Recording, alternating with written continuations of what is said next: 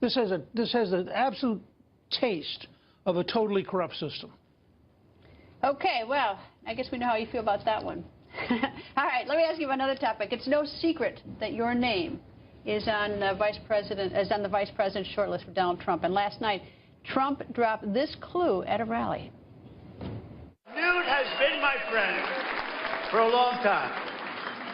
And I'm not saying anything, and I'm not telling even Newt anything, but I can tell you, in one form or another, Newt Gingirch is going to be involved with our government. That I can tell you. Can you give me your thoughts on that statement? Well, first of all, I just want to point out to everybody who's watching that you outed my wife's camera fanaticism just a few minutes ago. That was on your Facebook page. That was really funny.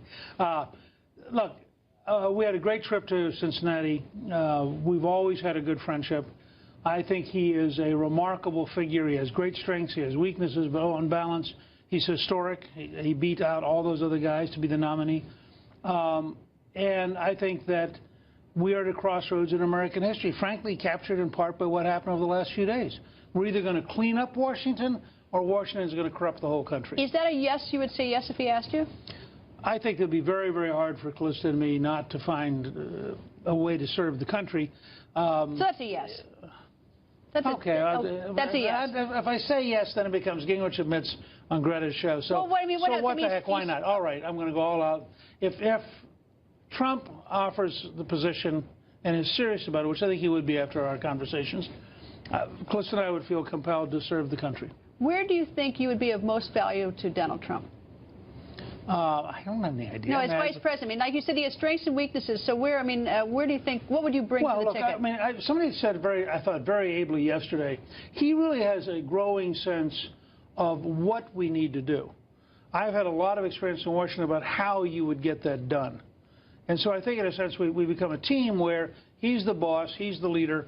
We're moving in the direction of some very big changes. For example, fixing the VA. I mean, the Veterans Administration is an immense scandal, and it hurts our veterans, and it's just wrong. Now, getting that through the Senate, through the House, thinking it through, there are a lot of details in there. And my sense is he's a guy who's run a pretty big empire by delegating very specific tasks, staying in touch with them, but recognizing a lot of different people have to be involved. So I think my job would be to say, if you want to get us to here and fixing the Veterans Administration, we need to think through these things, bring in these folks, know who in the House and the Senate is going to really matter to get it done, that sort of thing. Did he give you any indication, yes or no, whether he's going to pick you? No, he didn't give me any indication at all. No hint at all? Not a hint. Does he ask for your tax returns? Well, no, I'm being vetted. I'm being vetted. Five or six people are being vetted. We're at a stage where we can all, we can look you in the eye and say, yes, I'm being vetted. I have no idea what that means in terms of Donald Trump. I mean, he is the only person that matters. He will eventually decide, I think, either Wednesday or Thursday of next week, this is the person I want, and I think they'll announce it either Thursday or Friday so that they dominate the weekend news going into the convention. All right. Will you be on our show that night? Which night? The night that's announced? Probably. Okay. Because how can I turn you down? All right. Well, now I just want to get it on the air. So that I didn't want to be saying that you were a liar and you didn't keep your promises. He said he'd come on the show. Mr. Speaker, thank you very much for joining us. This whole thing was a setup? It was a setup. Anyway, thank you, Mr. Speaker. Thank you.